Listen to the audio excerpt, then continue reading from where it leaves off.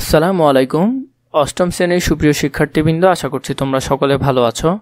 আজকে শুরু করব তোমাদের ডিজিটাল প্রযুক্তির ৭৯ নম্বর পৃষ্ঠা থেকে। এখানে কিছু ছক রয়েছে, আমরা ছকগুলো একে একে পূরণ করব। প্রথমে দেখো, এই ক্ষেত্রে ট্রুথ টেবিল কেমন হবে নিচের ছকে পূরণ করে ফেলি। ইনপুট ক, আউটপুট খ। ট্রুথ টেবিলটা হবে ইনপুট ক এ যখন তুমি ১ দিবা আউটপুটও ১, ইনপুটে যখন 0 আউটপুটও 0। কিন্তু এমন যদি হয় দুটি ইনপুট ক খ আছে যাদের উপর আউটপুট গ নির্ভর করে। তুমি যদি খেয়াল করো তাহলে ইনপুট এখানে ক আর খ দিয়েছে। যেমন ক যদি তুমি প্রথম সুইচ ধরো, খকে দ্বিতীয় সুইচ ধরলাম, আউটপুট বের হবে গতে একটি বাতি ছিল এখানে।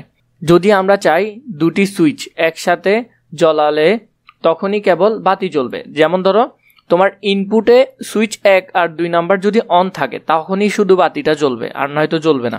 অর্থাৎ দুইটি ইনপুট সচল হলেই কেবল আউটপুট পাবে। তার মানে তোমার এই যে সুইচ এ আর সুইচ বি বা ক আর খ যে সুইচগুলো আছে এগুলো দুটোটাই যদি ইনপুট দেয় মানে অন অবস্থায় থাকে তখনই তোমার আউটপুটে বাতিটা জ্বলবে, অন থাকবে। এমন ক্ষেত্রে ব্যবহার করা হয় লজিক্যাল অ্যান্ড। তাহলে এই ক্ষেত্রে ব্যবহার করা হয় কি লজিক্যাল অ্যান্ড, যাকে আমরা এই চিহ্নটা দিয়ে প্রকাশ করতে পারি, লজিক্যাল অ্যান্ড চিহ্ন। কিছু সুইচ দেওয়া রয়েছে, সুইচ এটাও অন এটাও অন, তখন তোমার ইনপুটে আউটপুটে কি হবে, বাতিটা জ্বলবে। ইনপুটে একটা যদি অন থাকে একটা অফ থাকে তাহলে বাতিতে কানেকশন যাবে না, বাতি জ্বলবে না। এভাবে এই ঘটনার জন্য ট্রুথ টেবিল নিচে পূরণ করে ফেলো। তাহলে এখানে একটা ট্রুথ টেবিল দিছে ইনপুট এ আর বি বা ইনপুট ক আর খ, তাহলে আউটপুটে গ বের হবে। এখন আমরা একটু আগে দেখলাম সুইচের মধ্যে এগুলাকে আমরা কিভাবে ট্রুথ টেবিল আকারে প্রকাশ করতে পারি। দেখো, আমরা যখন ইনপুটে ১ মানে অন করে রাখলাম, সুইচটা অন ছিল, ইনপুট খ এটাও অন, তাহলে এও অন বিও অন, তাহলে তোমার নিশ্চয়ই বাতিটা জ্বলবে, তাহলে বাতিটাও অন।